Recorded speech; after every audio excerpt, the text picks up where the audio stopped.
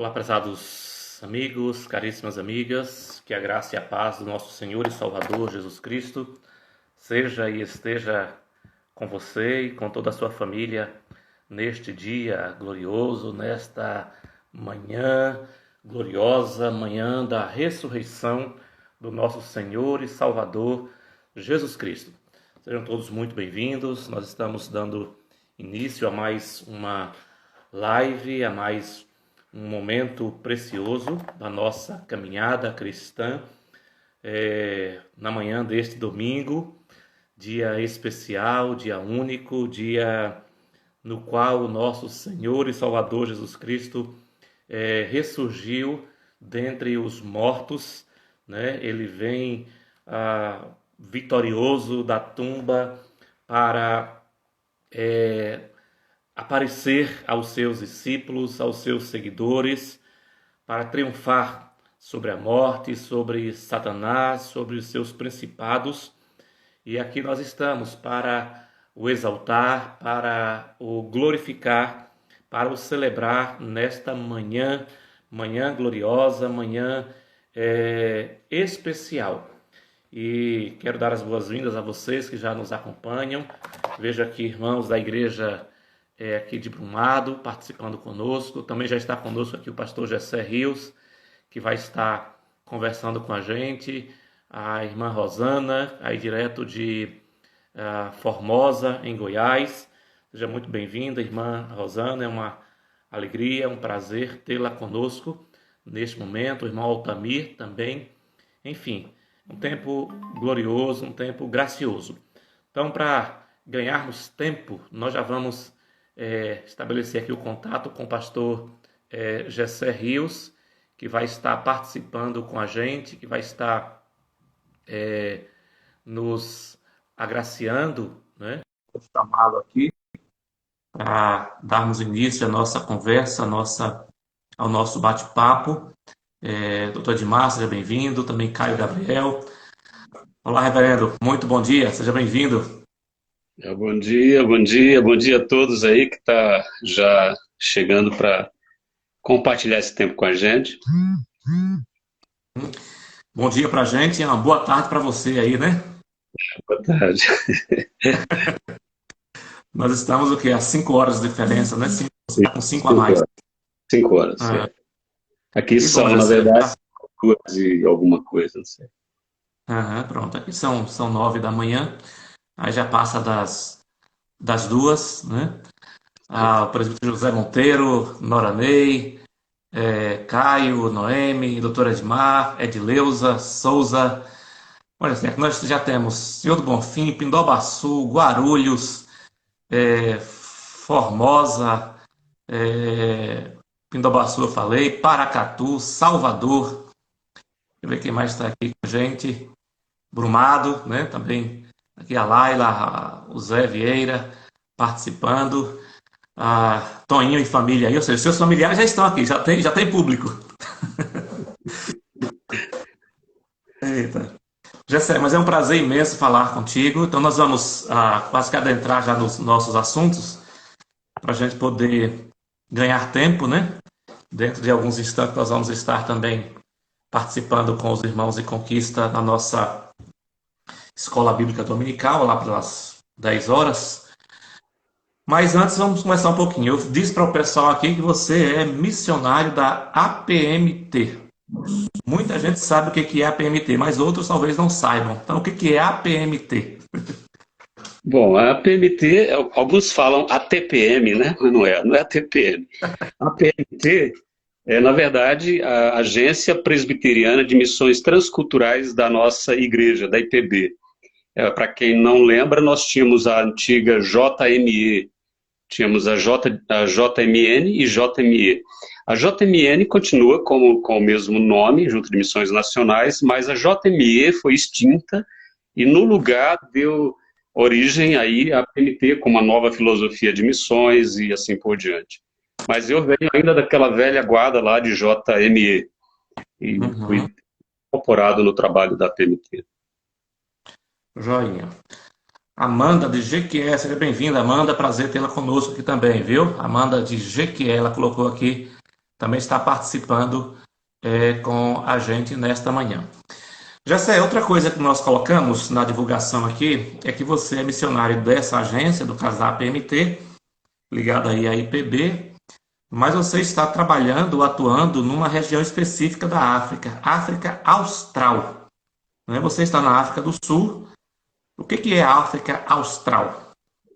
A África Austral, na verdade, é complicado você definir, por exemplo, uma região aqui, digamos, criar uma microrregião e pensar nela.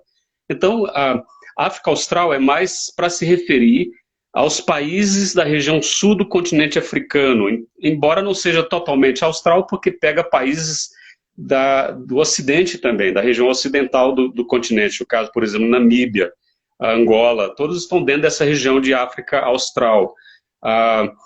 Não apenas, por exemplo, países como Moçambique e outros dessa região.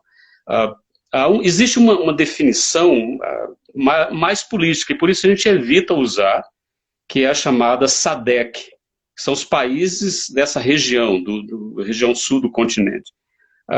Mas ele tem, a nomenclatura reporta mais a questão política dessa instituição do que mesmo a questão geográfica. A gente está pensando na questão geográfica, a presença da APMT nessa região. Então, nosso trabalho aí visa acompanhar os projetos que já existem, outros que virão a existir, provavelmente, a partir do nosso contato, conversa com irmãos e pessoas interessadas em ter o trabalho da APMT na região, né? Países como, no caso, Zimbábue, que é o nosso próximo ponto de trabalho. Uhum. Aí, nesse sentido, você coordena, então, o trabalho da APMT em alguns desses países, né? Onde que você atua, né? Qual é o teu trabalho, qual é a tua atividade como coordenador nesses países? O trabalho, na verdade, é mais virtual. A gente acaba não tendo muito esforço no sentido de físico, né? De ir lá, de sentar, a menos quando surge, por exemplo, uma necessidade de um país, nos consulta, quer ter uma reunião, quer ter algumas conversas, a gente vai lá, senta e tem essas conversas visando a abertura de novos campos. Em relação aos colegas que já atuam na região, é mais virtual, a gente acaba mantendo uma comunicação mais frequente, surge um problema, a gente tenta ser parte aí nas conversas para achar um caminho, uma solução, isso para minimizar o impacto de todas essas demandas chegando ao escritório central da PMT, digamos, lá em São Paulo, né? Então a gente acaba tentando, na maioria do possível, resolver as situações por aqui mesmo. E para interagir, para encorajar, para ajudar a, digamos, repensar um projeto, reavaliar um projeto, redirecionar um projeto. Então a gente caminha junto com os colegas nesse sentido. E quando surge uma necessidade maior, a gente acaba indo ao campo onde o colega está, né, quando os recursos também nos permitem. Certo, certo. Uma pergunta que eu tenho medo de fazer. Mais fácil. Tem missionário suficiente? Se eu tiver medo de responder, eu não respondo. Olha, eu acho que essa é a pergunta talvez mais relevante, não só em relação à questão da África Austral, né? Nós temos, por exemplo, só para dar uma ideia, nós temos um pessoal no Malawi que até hoje consulta da possibilidade de receber brasileiros da PMT para trabalhar, quer dizer, eles só procura de gente de um pensamento teológico afinado com o deles. Então, pensando aí na igreja presbiteriana, teríamos gente para mandar? Não temos. Mas esse convite está lá desde 2010 praticamente. Já estivemos lá, estivemos sondando, visitando diversos lugares, conversando com lideranças, e o apelo continua. Seja gente para períodos curtos ou especialmente de longa duração, mas para diversas áreas, área da educação, área da agricultura, gente que possa servir nessa área e ser testemunha de Jesus para os povos naquela região. Tanzânia, enfim, existe assim, portas abertas e pedidos. O que não existe é gente preparada ou muitas vezes esses locais implicam em você ter que assumir um certo risco, né? Regiões bem difíceis, muita pobreza às vezes regiões, por exemplo, norte de Moçambique, há necessidade imensa, especialmente de gente na área de formação teológica para treinar novos líderes. Mas quem vai morar ali tem que estar ciente que vai estar sujeito a um grupo ligado ao El-Shabaab, por exemplo. O norte de Moçambique tem uma predominância islâmica muito forte e o radicalismo tem crescido ali. Então a necessidade é gritante. Jesus, quando orou, né, os campos estão brancos, quando declarou que os campos estão brancos para a ceifa, estão mesmo, e poucos são cefeiros. Mas é enorme. Interessante essa colocação sua, porque muitas vezes a gente pensa, quando se fala em missionário, a gente pensa muito em pastor, a gente pensa muito naquele que a gente chama de missionário propriamente dito, mas nem sempre atenta-se para essa outra realidade, né? Que do médico missionário, do agrônomo missionário, do engenheiro missionário, enfim. Do professor missionário. Professor missionário. Interessante isso, porque há mais abertura para pessoas com formação comprovada, digamos assim, em outras áreas do que propriamente um pastor. Você chega lá com o seu diploma de teologias, isso não tem sentido nenhum para eles, mas tem muito sentido, inclusive para esses governos, se você chega como um médico, ou como uma enfermeira, como um agrônomo que pode ensinar determinadas comunidades como cultivar a terra. Agora, imagina o impacto de uma pessoa comprometida com o evangelho, mas que que parte desse ponto, né, para alcançar, é grande o impacto. Eu tenho visto pessoas que têm trabalhado nessa área e o quanto elas são apreciadas, não só pelo caráter delas, mas também pelo que elas podem fazer para melhorar a condição de vida de um povo. Uhum. Pois é, então essa é uma área da qual a gente precisa estar orando, né? Essas pessoas certamente necessitam de um treinamento e eu sei que a nossa APMT aqui dá esse treinamento, dá esse suporte, né? Necessariamente não precisa ser, digamos assim, para ir para um campo missionário tem que ter 4 anos de seminário, tem que ter mestrado em teologia, necessariamente não, né? Não, ele tem que ter a formação com a qual ele quer se dedicar. Ele precisa ter um certo treinamento na sua área, digamos, enfermeira. Ela precisa ter a comprovação de que fez enfermagem, que já atuou na área, coisa assim. Agora, a nossa agência exige que todos os seus missionários façam um treinamento missionário, que aí envolve áreas como aquisição de língua, envolve a questão de antropologia cultural, envolve comunicação transcultural, envolve a série de aspectos que são tratados dentro do curso chamado CFM, que aí em São Paulo, eu acho que tem extensão para esse em Recife, aí no Nordeste. E quem quer servir, não interessa de que área você vem, contanto que seja membro comungante de uma igreja presbiteriana, seja indicado pelo seu conselho ou seu presbitério para a APMT, seja examinado pela APMT, aprovado, e aí faça todo esse processo de treinamento, que dura em torno talvez de 2 anos, depende do ritmo que você adotar no seu treinamento. Uhum. Inclusive, se tiver tempo, dá para fazer esse treinamento em 1 ano, né? Me parece que eles programam para 1 ano. A cada 2 semanas, né, tem uma semana intensa. Agora, com esse período de coronavírus, isso certamente vai ser interrompido esse ano. Mas muito bom esse bate-papo, saber disso, né? E aí fica o desafio para os professores, para os médicos, enfermeiros, engenheiros, né? Enfim, profissionais da nossa querida igreja que queiram servir, que se sintam chamados para servir ao Senhor. Eu creio que isso se aplica não só à África, mas a vários outros países do mundo, inclusive aqui no Brasil, né? Culturas, a gente pensa e fala em missões transculturais, nós temos que pensar também que pode ser feito dentro do próprio país em que nós estamos, né? Exatamente. Inclusive, dentro da PMT, existe pessoas que trabalham no Brasil com a transculturalidade brasileira. E aí você tem não só a questão indigenista, né? Você tem vários grupos indígenas brasileiros que caem dentro dessa categoria, mas você tem hoje uma gama de pessoas vindo de outras regiões do mundo. E a igreja precisa abraçar essas pessoas, mas abraçar com o evangelho. Eu acho que não vale a pena a gente ficar apenas discutindo se recebe ou não um refugiado. Como igreja, não é o nosso papel determinar as regras, né?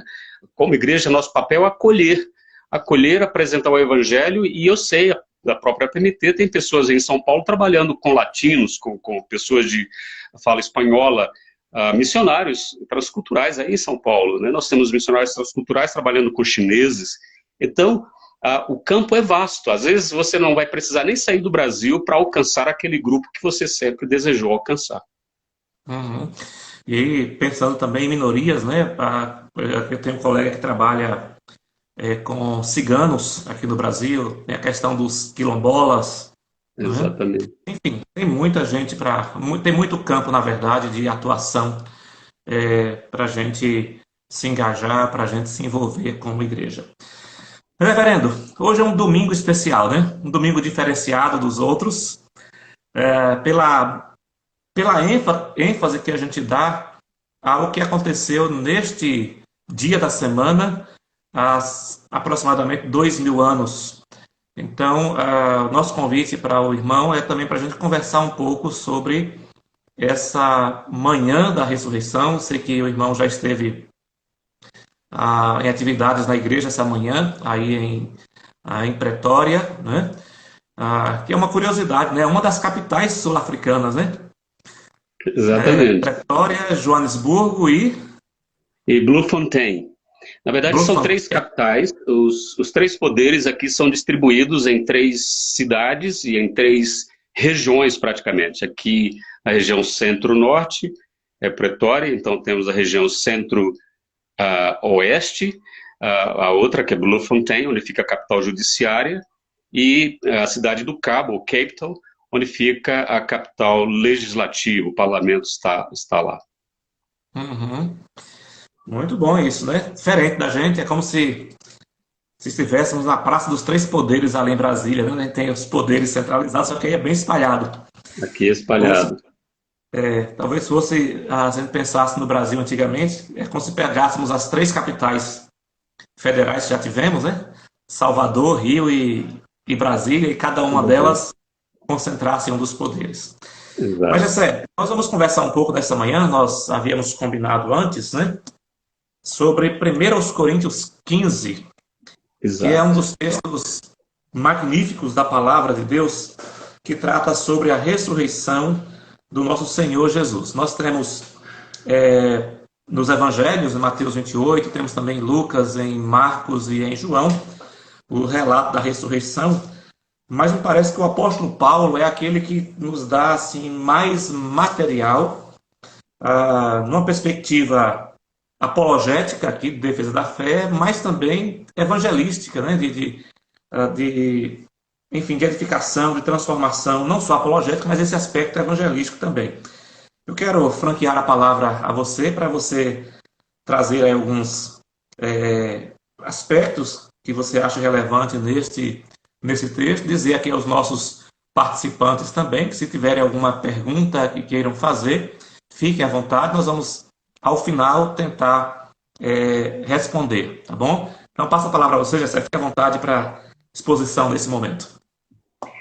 Bom, eu gostaria primeiro de ler alguns versos nesse capítulo. De fato, o texto é longo e um verdadeiro tratado de Paulo, aí, né, bem resumido, mas é um tratado sobre a questão da ressurreição. Não vamos ler todo o texto, todo o capítulo, o que seria interessante, aí sugiro até que em casa cada um faça essa leitura, até mesmo porque aspectos muito importantes vão ficar de fora aqui.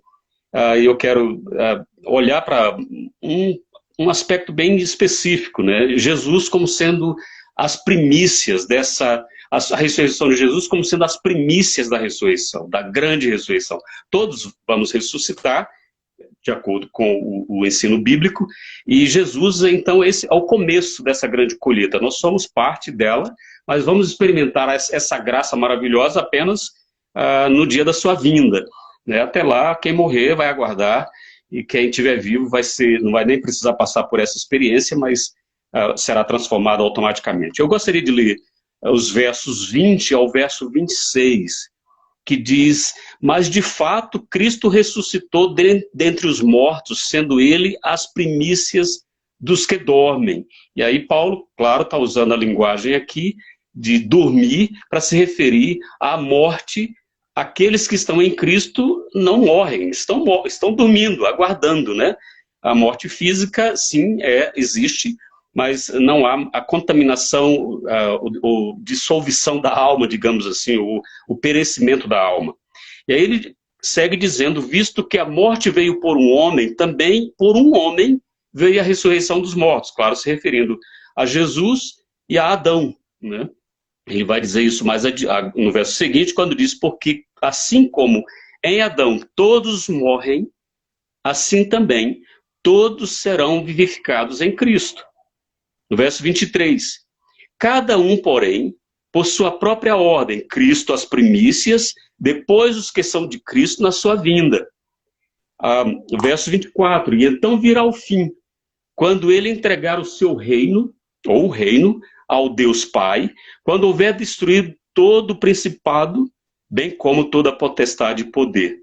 Porém, ou porque convém que ele reine até que haja posto todos os inimigos debaixo dos seus pés. E aí o verso 26, ele sinaliza para esse último inimigo que está sendo aguardado para ser totalmente aniquilado. Ele diz: o último inimigo a ser destruído. E veja bem, ele não está dizendo que vai ser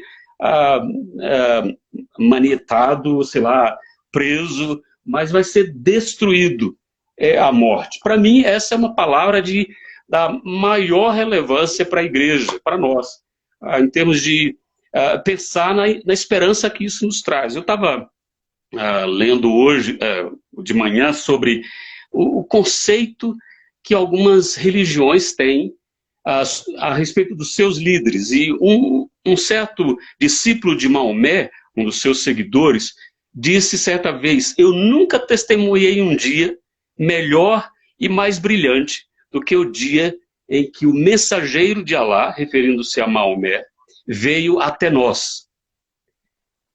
E eu nunca testemunhei um dia mais terrível e mais sombrio do que aquele dia em que o mensageiro de Alá morreu. Para mim, isso resume o senso de desespero que existe em pessoas que não conseguem e não podem acreditar na ressurreição. E eu creio que essa afirmação, então, resume a vida sem esperança de muita gente, não só dos seguidores de Alá, mas de muita gente que não crê na ressurreição. É uma vida dominada pelo medo e por incerteza somente. Se quiser ter um pouco mais de entendimento desse sentimento de incerteza e desespero, eu gostaria de sugerir um filme bem interessante. A Holanda descobriu esses dias, a gente assistiu junto, e vale a pena assistir. Milagre na Cela 7. É um filme turco. É muito bom, viu? É um filme turco, você assistiu então. É um filme turco, muito bonito, muito bom, mas ele traz esse senso de desespero, esse senso de medo do que virá depois, a incerteza quanto à vida após a morte. Bom, as cartas, no geral, as cartas paulinas, especialmente, sempre são respostas a problemas que vão surgindo nas igrejas. E não é diferente essa carta aos Coríntios, né? Igrejas recém-plantadas, com muitos problemas doutrinários, e, em particular, essa carta apresenta alguns problemas. Paulo trata de alguns problemas. O primeiro deles é a quebra da unidade por causa de divisões internas. Os crentes em Corinto, por causa de brigas, discussões, grupinhos, quem sabe política, né? Os grupos começaram a surgir, alguns se consideravam mais espirituais que outros, mais inteligentes que outros. Enfim, Paulo se dirige a esse problema. Segundo, são críticas infundadas ao próprio Paulo, inclusive lançando dúvidas sobre a integridade dele e os motivos por que ele estava fazendo o trabalho missionário. Em terceiro, ele aponta aqui para imoralidade desenfreada no seio da igreja, inclusive tolerando o incesto, por exemplo. E um quarto aspecto eram processos judiciais entre os cristãos sendo levados para a corte comum, ao invés de tratarem, de resolverem isso eles mesmos, de acordo com a fé, com o andar em Deus, o caminhar em Jesus. Desse modo, os capítulos 1 ao capítulo 6 trata de problemas levantados provavelmente por terceiros, não pelos próprios crentes, dizendo para Paulo, olha, nós estamos vendo isso e isso. Provavelmente alguém andou visitando e trouxe um relatório, olha, a situação lá está feia. Então, dos capítulos 1 ao 6, são capítulos voltados para essa questão, para questões morais, problemas morais. E aí, do capítulo 7 ao final, ao capítulo 16, são aspectos que foram levantados pelos próprios crentes em Corinto, dúvidas doutrinárias, talvez algumas dificuldades de entender certas questões, e aí Paulo trata desses assuntos. No capítulo 15, que está dentro desse último bloco aí, de problemas levantados por eles mesmos, Paulo trata de uma questão que era vital para a fé cristã, mas que estava sendo bem mal entendida entre eles, que é relacionada à ressurreição, a questão da ressurreição dos mortos. Talvez a pergunta que faziam ali podem os mortos ressuscitar? É possível alguém que morreu voltar à vida? O fato é que estamos diante de uma questão doutrinária que, a meu ver, é a base, é o alicerce da nossa fé. Ela é de vital importância não só para afirmarmos o que afirmamos, para crermos no que cremos, mas inclusive para o nosso próprio trabalho, para a nossa esperança futura, né? E, portanto, Paulo vê aqui a necessidade de clareza quanto a esse ensino, de deixar bem claro a respeito da existência ou não da ressurreição.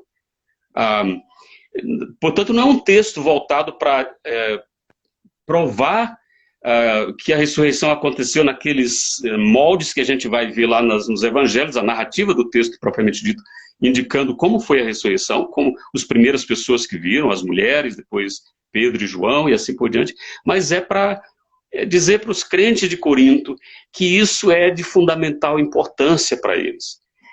E é o que ele vai fazer aqui, trazendo praticamente um tratado.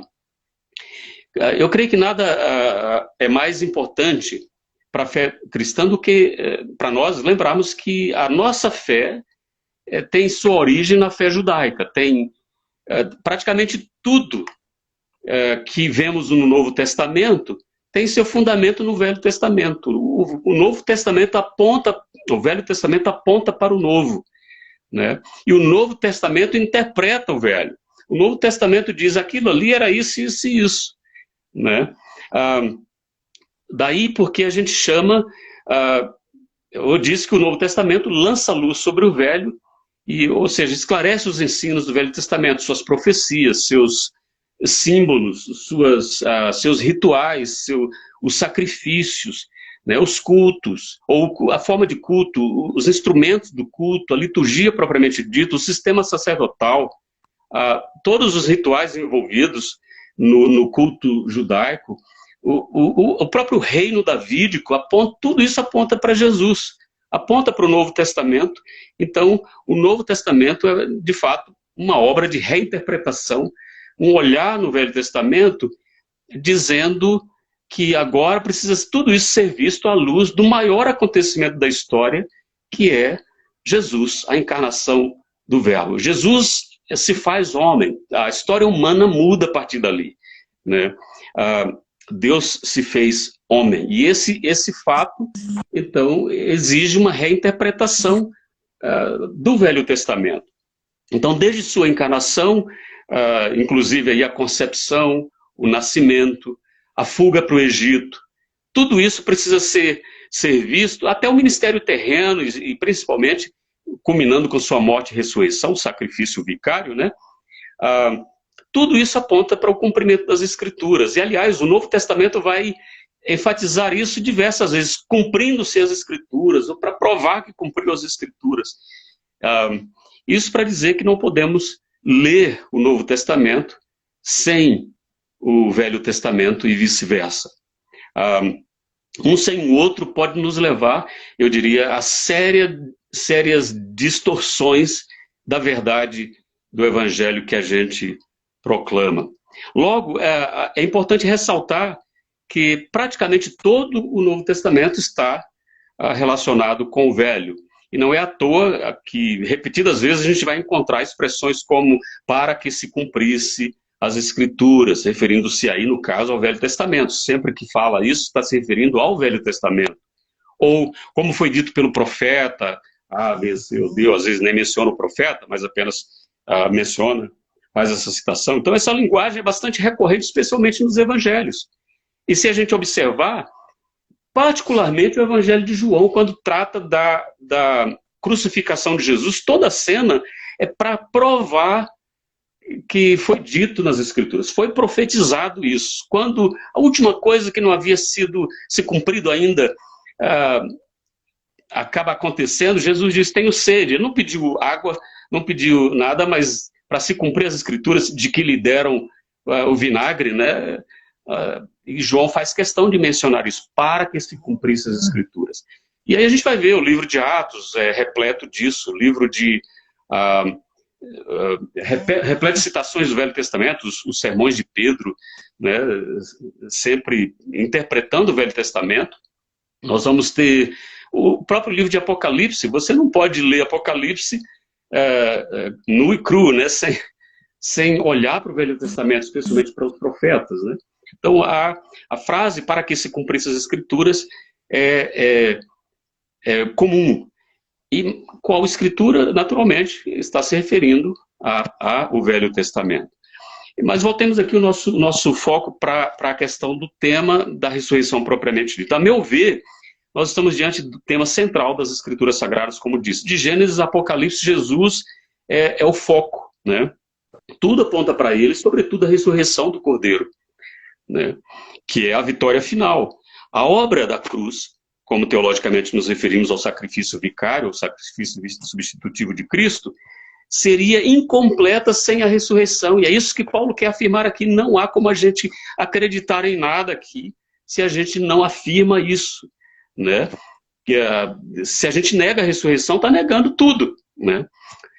Por isso ele se dirige aos Coríntios dizendo que aceitar, especialmente aqueles que aceitavam a fé cristã, e esses coríntios, muitos deles são judeus convertidos ao cristianismo, ele dizendo que, especialmente para eles, que negavam a ressurreição dos mortos, dizendo que Cristo, se Cristo não ressuscitou, é vã a vossa fé, é vã a vossa pregação, é vão o vosso culto, o vosso esforço, o vosso juntar-se, o cear, qualquer outra atividade que envolva a sua relação com esse Cristo, ela é nula, porque esse Cristo não é ressurreto, né?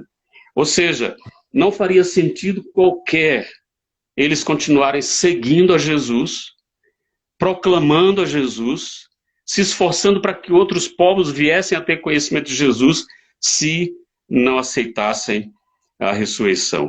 E ninguém melhor para expor esse tema do que o próprio apóstolo Paulo. Vejam bem, ele se converte à fé cristã depois de uma experiência maravilhosa com esse Cristo ressurreto, a quem ele perseguia. E uma das razões da perseguição era o fato de se anunciar que ele ressuscitou. Ou seja, não só perseguia, ele matava, ou pelo menos consentia na morte, e colocava muitos em prisão. Paulo era alguém, se você queria alguém para falar contra a ressurreição, você teria Paulo, né? Embora fosse um fariseu, né? O fariseu, bom, nem era tanto por não acreditar na ressurreição, porque, diferentemente dos saduceus, os fariseus até acreditavam na ressurreição. O problema aqui era o tipo, a natureza dessa... Que ressurreição está se referindo aqui? É uma ressurreição meramente espiritual? É algo, sei lá, não físico? Para muitos, a ressurreição era apenas o reviver, mas iria morrer novamente. Então, havia uma divergência de pensamento, mesmo entre aqueles, no caso os fariseus, que aceitavam a ressurreição. No caso dos saduceus, negavam por completo. Ou seja, não criam na ressurreição do corpo, mas somente da alma, algo assim espiritual, e não físico. Seja o que for que Paulo acreditasse ser a natureza da ressurreição, o fato é que, certamente, esse encontro visual que ele teve, por meio de uma visão, com esse Cristo ressurreto, inclusive lhe tirou a visão, pelo menos momentaneamente, né, para estar sob absoluto controle desse Jesus ressurreto, seus passos, seus movimentos, o que fazer a seguir. Eu tive a oportunidade de alcançar um cego para Cristo, e uma experiência maravilhosa. E era bom andar com ele na rua, segurando no ombro, inclusive indicando como é que você anda com um cego, é assim, me ensinando, né? A pessoa fica na absoluta dependência sua, e foi isso que Paulo experimentou, ser guiado, literalmente guiado por Jesus, depois de ressurreto. Então Paulo tem essa experiência viva com Jesus. Então, no texto que a gente leu, portanto, ele fundamenta seu ensino não em um conhecimento prévio sobre a ressurreição, ou qualquer teoria que ele dispunha sobre a ressurreição. E o que ele faz? Ele se fundamenta na experiência real dele e de outros para dizer: Jesus ressuscitou. E nada mais autoritativo, nada mais contundente do que você usar a experiência de quem vivenciou isso, né? Ou seja, contra fatos não há argumentos. Bom, hoje na era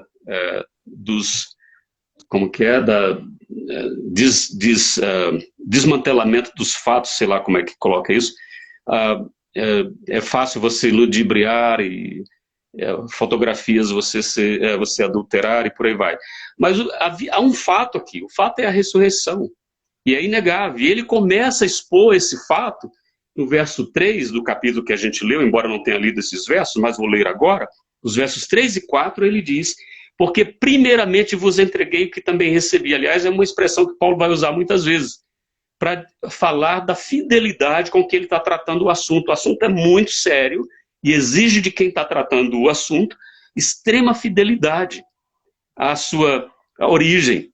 Ele diz: Cristo ressuscitou, morreu por nossos pecados, é a primeira fala dele, segundo as Escrituras, ou seja, ele se apoia nas Escrituras, ou seja, o Velho Testamento, e depois ele vai dizer no verso seguinte: e que foi sepultado e que ressuscitou no terceiro dia, segundo as Escrituras. Ora, Paulo não está fazendo uma citação direta do Velho Testamento aqui. Como que a gente entende que ele está usando as Escrituras, falando de Escritura aqui, para se referir ao Velho Testamento? Ora, Paulo era extremamente familiarizado com a linguagem de figuras do Velho Testamento. Os tipos, a tipologia veterotestamentária, para Paulo era algo muito claro. Então ele olha, ele percebe, por exemplo, que Jonas fica 3 dias no ventre da baleia e depois é lançado fora. O que é isso? É um tipo da ressurreição de Cristo. Ele interpreta, acho que com muito mais propriedade aqui, provavelmente, o caso de Isaac, que é levado ao Monte Moriá, é colocado sobre a lenha para ser imolado, o sacrifício está pronto, vai acontecer, mas depois de 3 dias volta e desce o Monte Moriá e chega. Ou seja, claramente Paulo podia ter em sua mente, ao falar das Escrituras, se referir a esses fatos. Em seguida, ele usa os argumentos das Escrituras para se referir. Ele vai apresentar, então, em seguida, após usar esses argumentos, ele vai usar testemunhas oculares. Ele vai dizer: olha, não só as Escrituras dizem isso, muita gente vivenciou isso, viu isso. Não há como a gente concluir outra coisa. Não menciona as mulheres aqui, e eu creio que Paulo não menciona por uma razão. Paulo está lidando com judeus convertidos, para quem o testemunho de mulheres muitas vezes não valia nada, e mesmo nas cortes judaicas. O testemunho das mulheres era válido, especialmente nas cortes romanas e gregas, mas não na judaica. Então, para não minar, para não manchar a sua linha de raciocínio e não ter o contraditório aqui, ele diz, olha, ele provavelmente deixa de lado essa primeira aparição de Jesus às mulheres e se refere só aos homens que vêm a seguir, que foram homens que conviveram com Jesus, que estavam dia a dia com Jesus, especialmente, ou seja, todos tinham nos apóstolos uma confiança absoluta. Então eles tinham, quando Paulo usa, ele vai, os versos 5 a 7, ele fala dessa aparição de Jesus a vários grupos. Ele diz claramente que foi visto por Cefas, Pedro no caso, depois pelos 12, depois foi visto por mais de 500 irmãos, dos quais muitos ainda estão vivos no dia que Paulo escreve, outros já dormem. Como que é? E de uma só vez. E de uma só vez. Ou seja, não há como você dizer você pode dizer, fulano não viu, mas você não tem como contra-argumentar uma multidão, não todos viram. E 500 pessoas vão se levantar e dizer, não, nós vimos. Então Paulo usa esse argumento aqui para dizer, Jesus ressuscitou. Como que vocês agora pregam um evangelho despido da ressurreição? Que evangelho é esse? Né? Que esperança vocês podem dar? E aí ele vai falar que no final desse texto, especialmente o verso 7, foi visto também por Tiago e depois por todos os apóstolos. E aí ele entra na questão pessoal. Nos versos 8 e 9 ele diz, e por derradeiro de todos me apareceu também a mim. Aqui para mim é interessante que Paulo não se julga, aliás, ele quer dizer que o seu testemunho até não deveria estar sendo usado, mas ele viu, não tem como negar isso, ele teve com o Senhor ressurreto, e foi isso que mudou a sua vida. Porque eu sou o menor dos apóstolos, não sou digno nem de ser chamado apóstolo, porque persegui a igreja de Deus. Ou seja, para Paulo, a sua defesa e a sua apresentação da ressurreição aqui para os crentes de Corinto que negavam a ressurreição, não resta, os coríntios não podem, a partir dali, seguirem suas vidas da mesma forma mais. Eles conheceram Jesus. Eles conheceram não apenas o Jesus que morreu e está lá na tumba. O Jesus que eles conhecem está vivo. E aí ele vai dizer no verso 20, que foi um dos versos que a gente leu, e tentando pontuar algumas coisas, Paulo enfatiza, de fato Jesus ressuscitou. Eu creio que para nós, aliás, ele vai comprovar esse fato com que nós vimos nos versos anteriores. As Escrituras, os discípulos a quem ele menciona, a multidão que o viu, e ele próprio tendo a visão fora de tempo, né?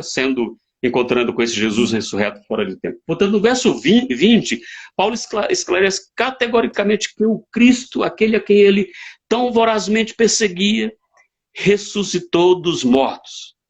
E ponto final. A farsa montada, por exemplo, pelas autoridades religiosas do judaísmo para negar a ressurreição, que foi algo bem documentado, inclusive subornando os guardas que ficaram de guarda na porta da tumba, pagando altas somas de dinheiro. Aliás, essa coisa da corrupção não é coisa nova, né? A gente está falando, treina política aí, tomando conta, mas já estava lá na tumba, né? Paulo deixa claro que nem mesmo esse suborno, os guardas do sepulcro, para poder dizer, não, alguém apareceu aqui, a gente estava dormindo, roubaram o corpo, sepultaram em algum outro lugar, essa fake news caiu por terra, quando Paulo apresenta aqui esses argumentos para os crentes de Corinto. Vocês estão crendo num Jesus errado, se vocês não incluem na sua fé a crença na ressurreição. E aí ele é incisivo.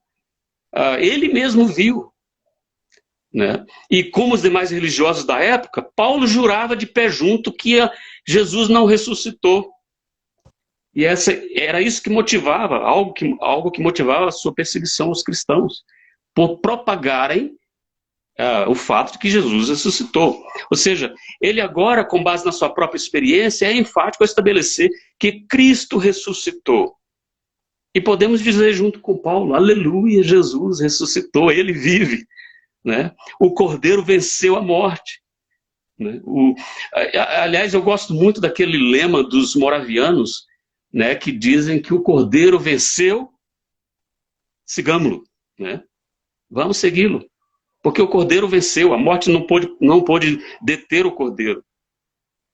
Aqui na África eu tenho, fizemos uma boa amizade com um ex-hindu, convertido ao cristianismo, o nome dele é Val Rajá.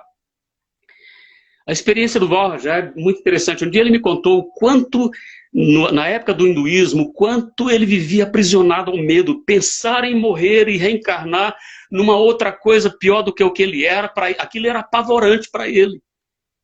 Não havia ideia de ressurreição e de um encontro e de uma transformação desse corpo num corpo incorruptível e o desfrute de uma vida gloriosa. Não havia isso. Até que um dia alguém pegou o evangelho para ele e falou sobre a ressurreição de Jesus. Ele disse que aquilo mudou completamente a vida dele.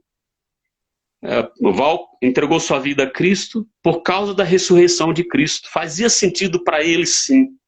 E aí ele estudou teologia, se tornou um capelão militar. Ele era o capelão militar do exército da Rodésia, hoje o Zimbábue.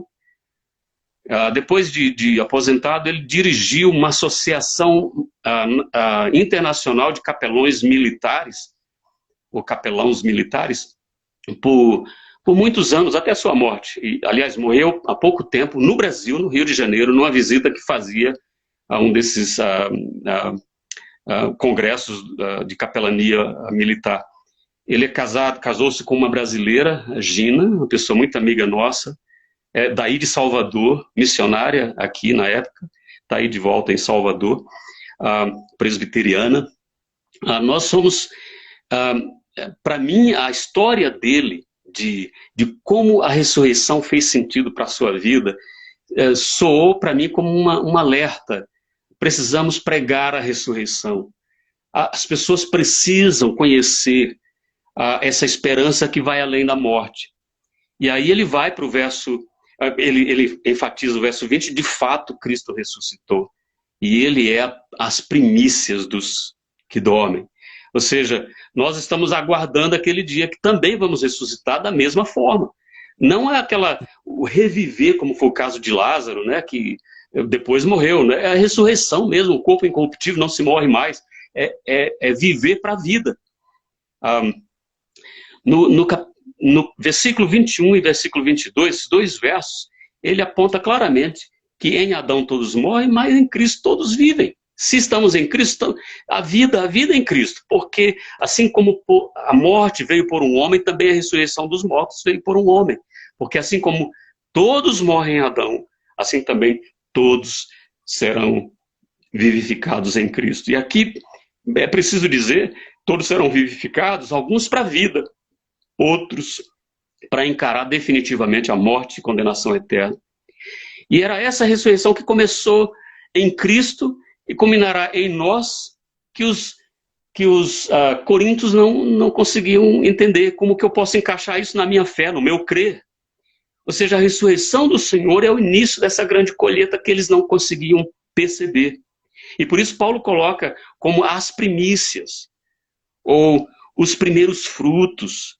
E eu acho interessante essa analogia, e para mim diz muita coisa, porque eu venho do campo, né, da roça, do plantar e do colher. Eu creio que não existe algo mais agradável para o agricultor do que esperar a colheita e começar a colher os primeiros frutos. Parece que aqueles primeiros frutos têm um gosto especial, é algo fantástico, não dá nem para descrever, né? Especialmente quando se tem uma boa colheita. A ressurreição dos mortos, portanto, é apresentada por Paulo aqui como essa grande colheita, que iniciou em Cristo, mas uma colheita vitoriosa, uma colheita que ninguém impede, que a chuva não vai impedir ser colhida, que a tempestade, que o Covid-19 não vai conseguir. E aí ele afirma que se ele não ressuscitou, finda-se a esperança. É vã a nossa fé, é vã acreditar em alguma coisa. Estamos realmente perdidos, é o que Paulo diz. Vocês, coríntios, se creem assim, estão perdidos. Isso significa dizer que não somente é vã a nossa fé, como também é vã a nossa pregação, os nossos esforços missionários pelo mundo afora, o dinheiro gasto, investido para proclamar o evangelho na Índia, na China, toda a Ásia, na Mongólia, sei lá, na África. Tudo isso é vão. É vão e tolo, e também inútil esse nosso esforço, ou o nosso sacrifício de enfrentar situações como, por exemplo, muitos cristãos já enfrentaram, de se deparar com o Estado Islâmico e ainda continuar afirmando a sua fé. Se não crer na ressurreição, isso é inutilidade. Se ressurreição não existe, ainda que creia, mas não existe, é inutilidade, é tolice. Somente a consciência da ressurreição de Jesus, como sendo ele os primeiros frutos dessa grande colheita, o que implica que os nossos corpos passarão pelo mesmo processo, ou seja, na sequência seremos também ressuscitados na sua vinda. Somente isso traz esperança para um indivíduo aflito, a fim de que mais pessoas não permaneçam mortos. Nós precisamos então evitar esforços para que esse evangelho, essa boa notícia tão agradável, que trouxe de volta a vida do Val Rajá, por exemplo, essa boa notícia precisa ser anunciada ao mundo. E aí ele vai para o verso 23 dizendo que o Pai o ressuscitou primeiro, sinalizando aí para mim, a meu ver, a grande colheita dos eleitos que ressuscitarão em seguida. E nós somos inclusos nisso. Ele vai dizer no verso 23, mas cada um por sua ordem, Cristo as primícias, depois os que são de Cristo na sua vinda. Para mim, aqui Paulo, embora esteja colocando assim a cronologia desses fatos, e até de forma escatológica, né? Ele está simplesmente dizendo, não há dúvida, porque se ele ressuscitou, automaticamente os que estão nele ressuscitarão com ele. E essa é uma das ilustrações do batismo, né? Uma espécie de um morrer, mas reviver, de um estar para sempre em Cristo. Essa cronologia escatológica confirma o que foi dito pelo próprio Jesus em Mateus 24, verso 14.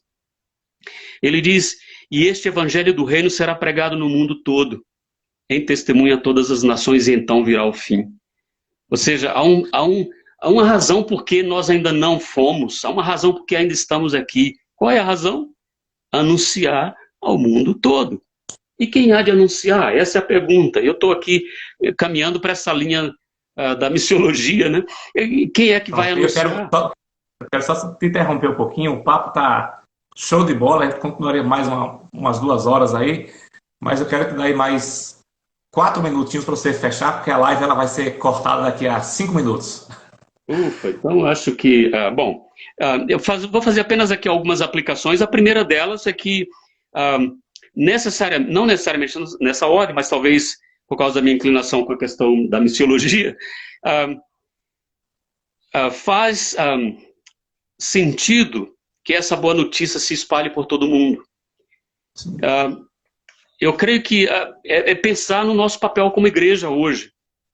Toda tribo, toda língua, toda nação, todo ser vivente na história do antes e do depois precisa desse conhecimento, precisa compreender a ressurreição e o impacto dela, o resultado dela. Não somente isso tem o seu impacto não somente entre o povo hindu, não somente entre africanos, não somente entre povos indígenas, em qualquer ser humano. Todos nós temos um olhar de dor para a morte. Mas a morte não pode encerrar. O segundo aspecto que eu queria colocar aqui é no sentido de que nós fazemos isso cada domingo. Nós celebramos essa verdade cada domingo. Jesus ressuscitou no primeiro dia da semana e o fato de nós nos reunirmos no primeiro dia da semana é exatamente para comemorarmos isso. A grande esperança que temos na vida eterna. O esforço que se faz, por exemplo, nesse momento de quarentena para poder estar em contato, né, o culto virtual, diz tudo. Num domingo ninguém vai ficar sem ser assistido, sem ser lembrado desse fato. Jesus ressuscitou. Uma terceira aplicação no sentido de que a ressurreição nos traz a maior de todas as esperanças. Se a sua esperança em Cristo se limita apenas às coisas dessa vida, você é o mais infeliz de todos os homens. Né? Mas a nossa esperança em Cristo vai além dessa vida, ou seja, passa pela ressurreição. Queria comentar alguma coisa mais aqui, mas não temos tempo, vamos tentar andar. Uma quarta aplicação é no sentido de que, assim como ele, seremos todos ressuscitados, aqueles que estão nele, corpos incorruptíveis, aqueles que não estão nele, infelizmente, para a condenação eterna, e aí a nossa grande responsabilidade é alertar a todo mundo. A minha quinta aplicação é no sentido de afirmarmos o reinado de Cristo. Ele está no absoluto controle. O rei, o trono de Davi está nas suas mãos, exatamente agora. Então, mesmo as tempestades que a gente vivencia, como esse problema do coronavírus afetando o mundo, isso não está fora do controle do rei, do soberano rei. A gente precisa entender isso e caminhar com essa visão em mente.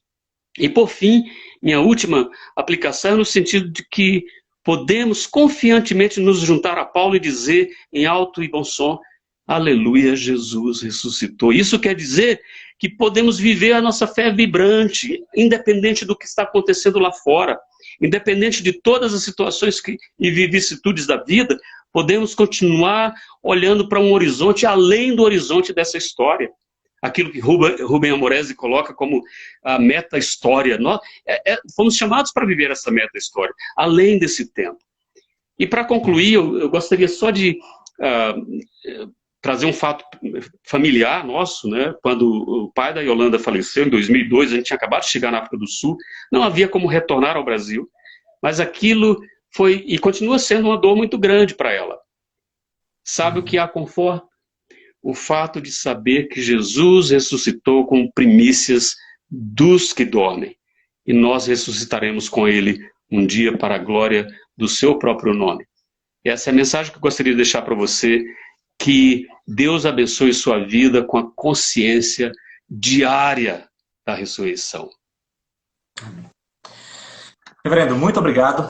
Para o pessoal que está nos acompanhando aí, é que nós temos 1 hora cravada de live, na verdade estamos com 57 minutos, daqui a 2 minutos e um pouquinho vamos cortar. Mas agradecer a você pela presença, tem gente pedindo aqui para a gente fazer uma outra live, outra hora a gente conversa, no outro momento a gente marca para bater papo sobre outros assuntos. Agradecer aqui as dezenas de pessoas que passaram, né, por essa live, que pelo menos visualizaram, as mais 2 dezenas que permaneceram conosco aqui durante esse tempo todo. Agradecer a Deus, né, pelo privilégio desse momento, desse bate-papo, dessa conversa muito instrutiva, muito edificante. Então, que Deus abençoe ricamente a todos que participaram conosco. Gessé, 2 minutos para você fechar e se a live cair, está por sua conta. Bom, primeiramente, agradecer pela oportunidade. Não é sempre que a gente tem, só o coronavírus faz isso.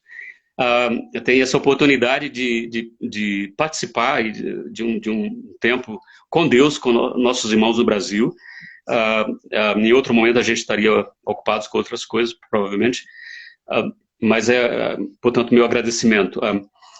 Segundo lugar, agradecer a tantos irmãos que participam do nosso trabalho, né? Oram por nós, que caminham conosco. Eu sei de irmãos desde a época de Senhor do Bonfim, década de 90, que continuam firmes em caminhar conosco, né? Irmãos ali da Igreja Presbiteriana 1º de Maio, da Igreja Presbiteriana Lírio dos Vales, de diversas partes do Brasil. Nós somos imensamente gratos por termos esse suporte, e isso me faz ver que vocês também acreditam na ressurreição, né? Não estão presos ao fato da morte, que é uma realidade, mas estão seguros na verdade absoluta da ressurreição que vem depois da morte. A morte não vence a vida, né? A morte nos põe num sono para um ressurgir num corpo incorruptível e o desfrute eterno da glória de Deus. Então Deus abençoe a todos vocês. Se tivermos outra oportunidade, aqui estaremos, e será um prazer poder compartilhar com os irmãos em qualquer área. Vamos combinar assim em outro momento para abençoar o nosso povo, né? Ter momento de pergunta, não dá mais para responder. Tá me dizendo aqui que eu tenho 25 segundos restantes. Então é só um abraço a todos. Fiquem na paz, um ótimo domingo de Páscoa, né? Um dia assim abençoado a todas as famílias, a todos que passaram conosco aqui, nossa gratidão. A live fica disponível aí por mais 24 horas para quem quiser rever, partilhar com os amigos, com os familiares. E até o nosso próximo encontro, se Deus assim nos permitir. Um abraço aí, Yolanda e aos meninos, e até breve. Agradado.